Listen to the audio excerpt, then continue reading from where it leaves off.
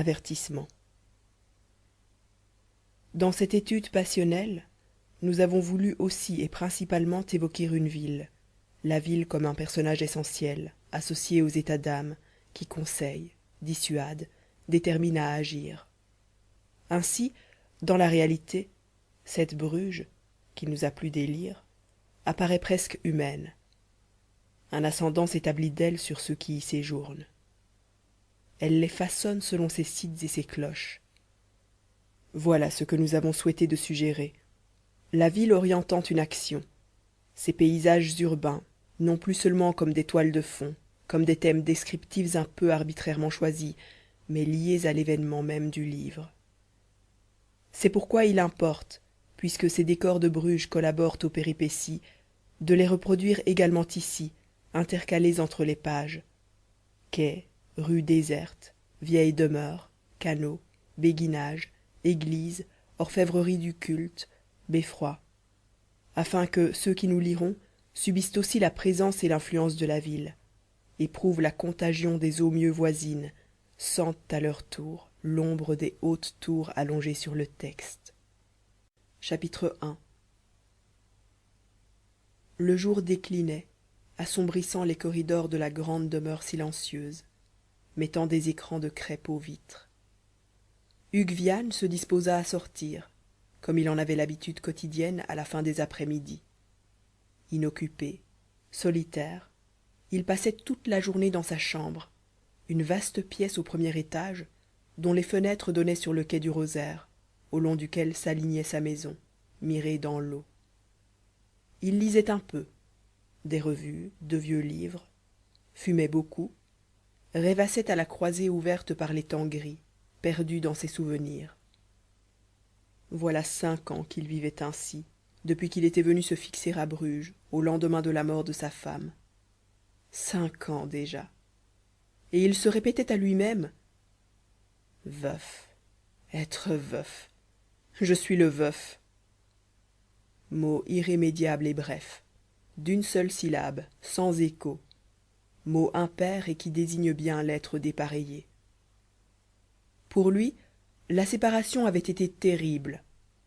Il avait connu l'amour dans le luxe, les loisirs, le voyage, les pays neufs renouvelant l'idylle. Non seulement le délice paisible d'une vie conjugale exemplaire, mais la passion intacte, la fièvre continuée, le baiser à peine assagi, l'accord des âmes, distantes et jointes pourtant, comme les quais parallèles d'un canal qui mêle leurs 2 reflets. 10 années de ce bonheur à peine senties, tant elles avaient passé vite. Puis, la jeune femme était morte, au seuil de la trentaine, seulement alitée quelques semaines, vite étendue sur ce lit du dernier jour, où il la revoyait à jamais, fanée et blanche comme la cire l'éclairant, celle qu'il avait adorée si belle avec son teint de fleur, ses yeux de prunelle dilatés et noirs dans de la nacre, dont l'obscurité contrastait avec ses cheveux d'un jaune d'ambre, des cheveux qui, déployés, lui couvraient tout le dos, longs et ondulés. Les vierges des primitifs ont des toisons pareilles, qui descendent en frissons calmes. Sur le cadavre gisant, Hugues avait coupé cette gerbe, tressée en longues nattes dans les derniers jours de la maladie. N'est-ce pas comme une pitié de la mort? Elle ruine tout, mais laisse intactes les chevelures. Les yeux, les lèvres, tout se brouille et s'effondre. Les cheveux ne se décolorent même pas. C'est en eux seuls qu'on se survit. Et maintenant, depuis les 5 années déjà, la tresse conservée de la morte n'avait guère pâli, malgré le sel de tant de larmes. Le veuf, ce jour-là, revécut plus douloureusement tout son passé, à cause de ces temps gris de novembre où les cloches, dirait-on, sèment dans l'air des poussières de son, la cendre morte des années. Il se décida pourtant à sortir, non pour chercher au dehors quelque distraction obligée ou quelque remède à son mal. Il n'en voulait point essayer. Mais il aimait cheminer aux approches du soir et chercher des analogies à son deuil dans de solitaires canaux et d'ecclésiastiques quartiers.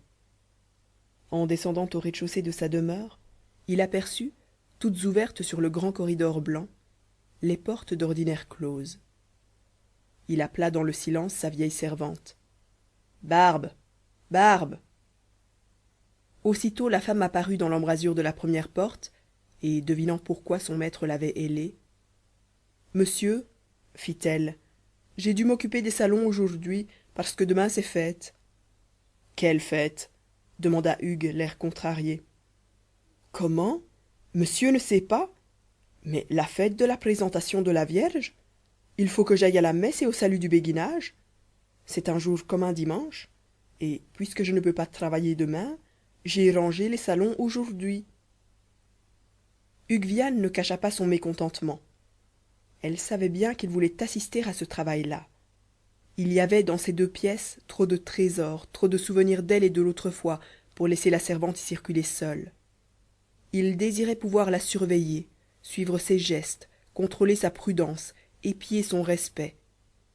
Il voulait manier lui-même, quand il les fallait déranger pour l'enlèvement des poussières, tels bibelots précieux, tels objets de la morte, un coussin, un écran qu'elle avait fait elle-même.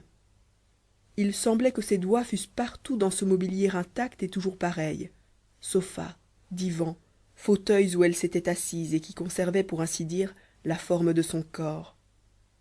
Les rideaux gardaient les plis éternisés qu'elle leur avait donnés, et dans les miroirs, il semblait qu'avec prudence il fallût en frôler d'éponges et de linge la surface claire pour ne pas effacer son visage dormant au fond.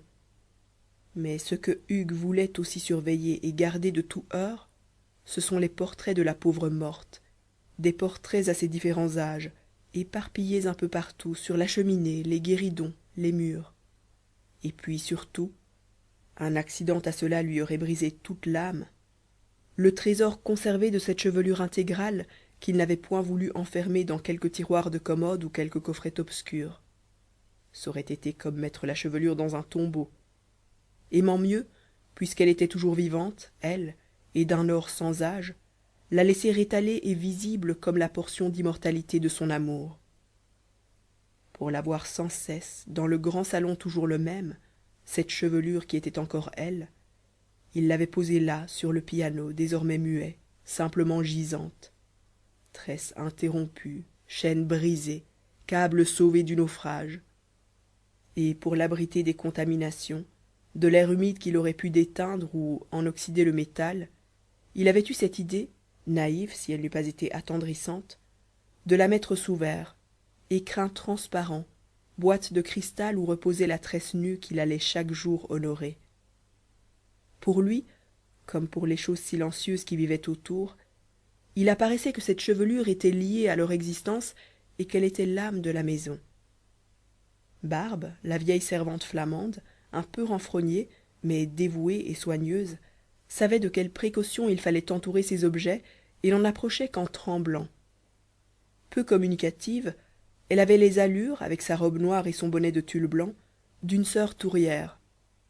D'ailleurs, elle allait souvent au béguinage voir son unique parente, la sœur rosalie, qui était béguine. De ses fréquentations, de ses habitudes pieuses, elle avait gardé le silence, le glissement qu'ont les pas habitués aux dalles d'église. Et c'est pour cela, parce qu'elle ne mettait pas de bruit ou de rires autour de sa douleur, que Hugues Viane s'en était si bien accommodé depuis son arrivée à Bruges. Il n'avait pas eu d'autre servante, et celle-ci lui était devenue nécessaire, malgré sa tyrannie innocente, ses manies de vieille fille et de dévote, sa volonté d'agir à sa guise, comme aujourd'hui encore où, à cause d'une fête anodine le lendemain, elle avait bouleversé les salons à son insu et en dépit de ses ordres formels.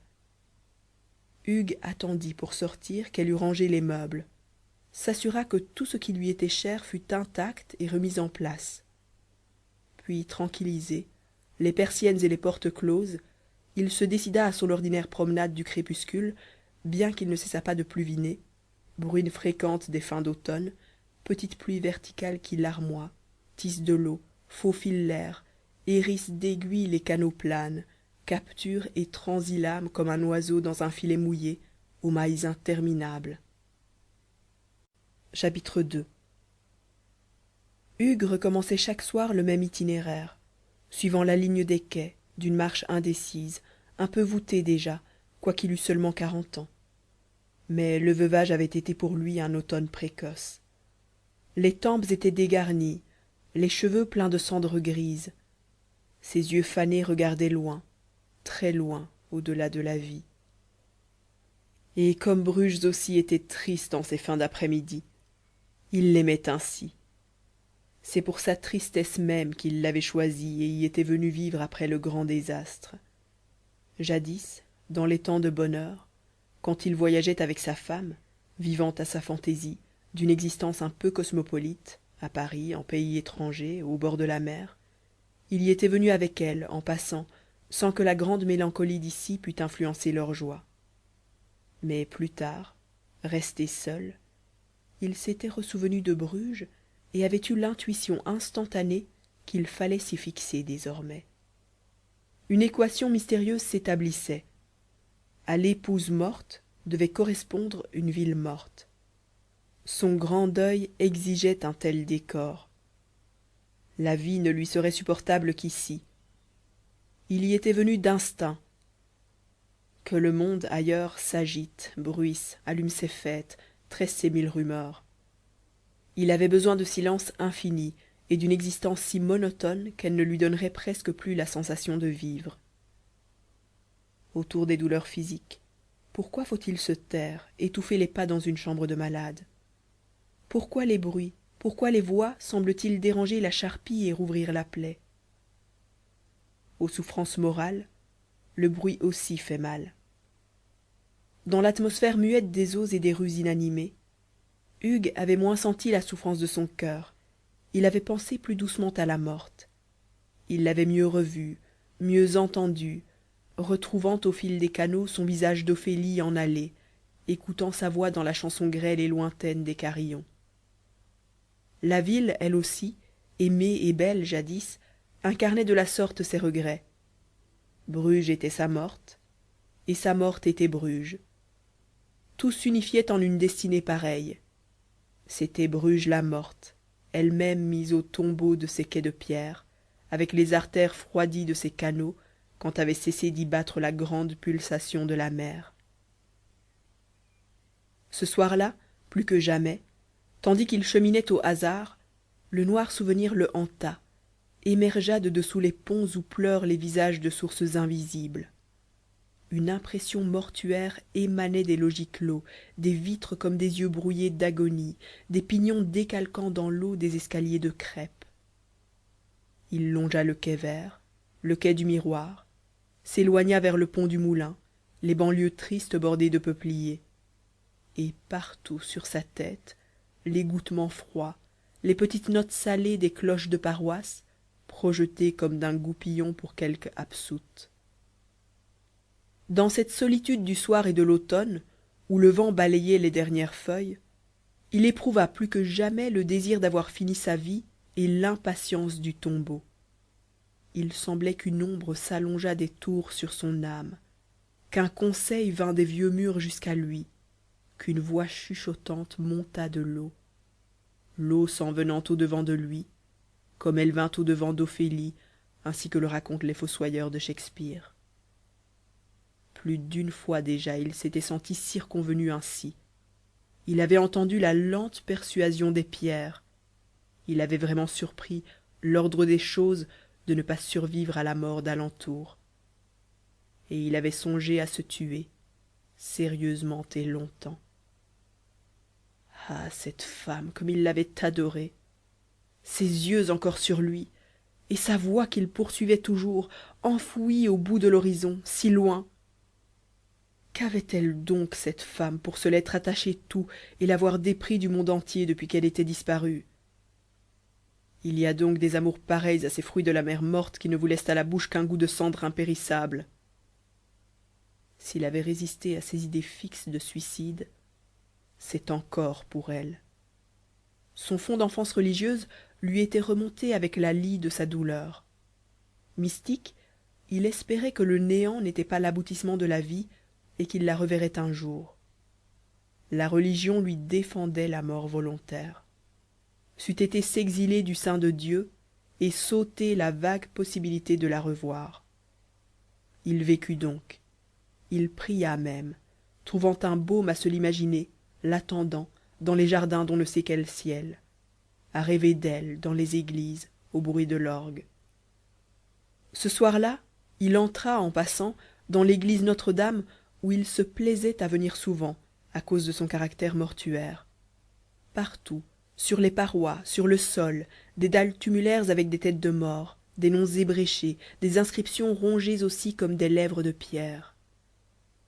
La mort elle-même ici effacée par la mort. Mais tout à côté, le néant de la vie s'éclairait par la constante vision de l'amour se perpétuant dans la mort, et c'est pour cela que Hugues venait souvent en pèlerinage à cette église. C'étaient les tombeaux célèbres de Charles le Téméraire et de Marie de Bourgogne, au fond d'une chapelle latérale. Comme ils étaient émouvants. Elle surtout, la douce princesse, les doigts juxtaposés, la tête sur un coussin, en robe de cuivre, les pieds appuyés à un chien symbolisant la fidélité, toute rigide sur l'entablement du sarcophage. Ainsi sa morte reposait à jamais sur son âme noire. Et le temps viendrait aussi où il s'allongerait à son tour comme le duc Charles et reposerait auprès d'elle. Nous espérons que vous avez apprécié cet aperçu. Pour continuer à écouter ce livre audio sur Google Play Livres, utilisez le lien dans la description de la vidéo.